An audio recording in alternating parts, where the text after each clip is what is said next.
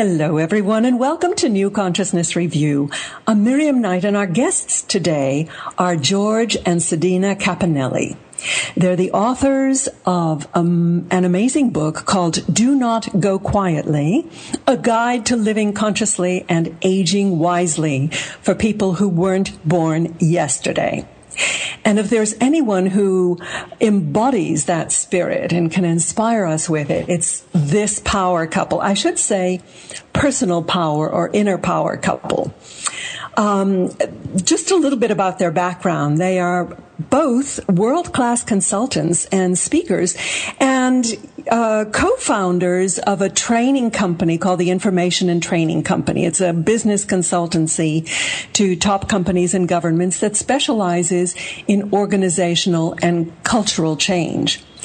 Now, in addition to this, they're both media personalities and actors and award winners.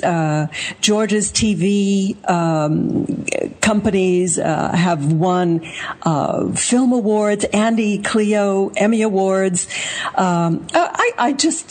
We could take the whole show talking about their background, so I'm going to stop here.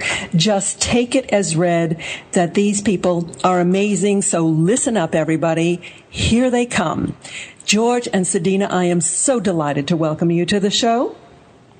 Well, we're delighted to be with you today, Miriam. Thank you so much, Miriam.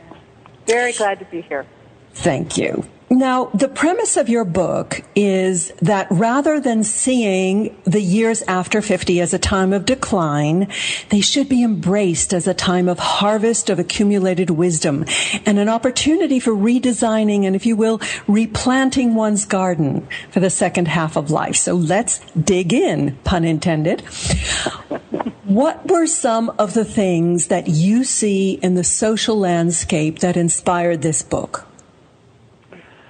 Well, in the true inspiration, Miriam, for our work came from the experiences that both Sedena and I had individually and jointly with our respective parents. When they were aging and getting into the latter stages of their lives, and then when they made their transitions, both of us received really significant wake-up calls.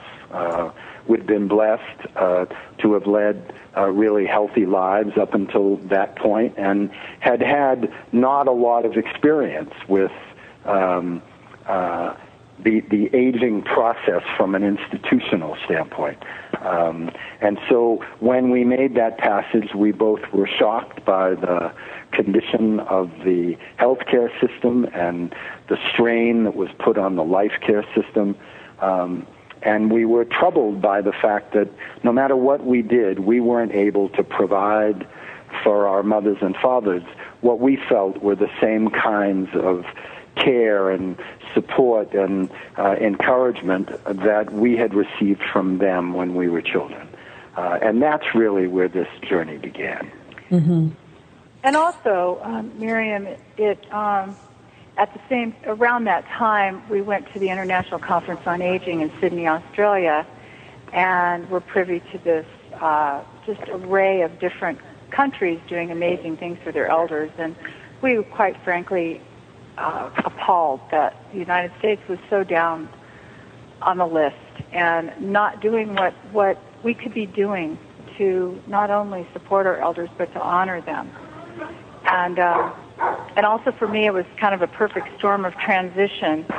It was around that time I had turned 50. My mother had recently passed, and I had moved into my new home with George, and I was all at once officially in menopause and experiencing the loss of the first half of my life. So it was sort of really a perfect storm of transition.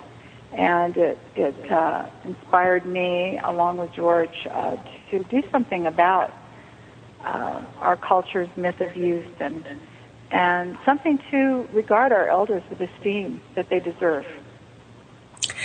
Yes, it's so sadly ironic that a country as successful and such a world leader as the United States is so far behind in all of the markers of healthy, good living. Our national health is down the list. Our education has slipped way down the list.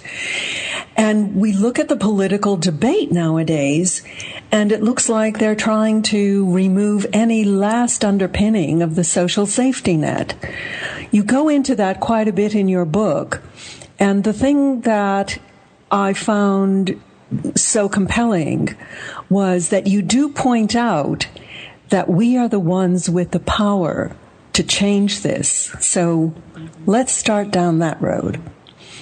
Well, it's true. In addition to our sheer numbers over the next several decades, a number of experts indicate that there are going to be the 50% of the population here in the U.S.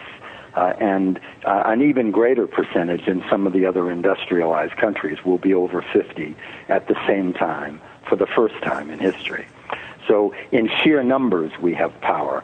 We also have power in that we represent a large portion of the national wealth. We will, in fact, over the next several decades, oversee the largest transfer of wealth in the history of the world. But in addition to that, we represent a significant amount of buying power, insurance, the purchase of new cars, healthcare, leisure travel, any number of areas of the economy supported largely by this demographic comprised of older Gen Xers, boomers, and elders.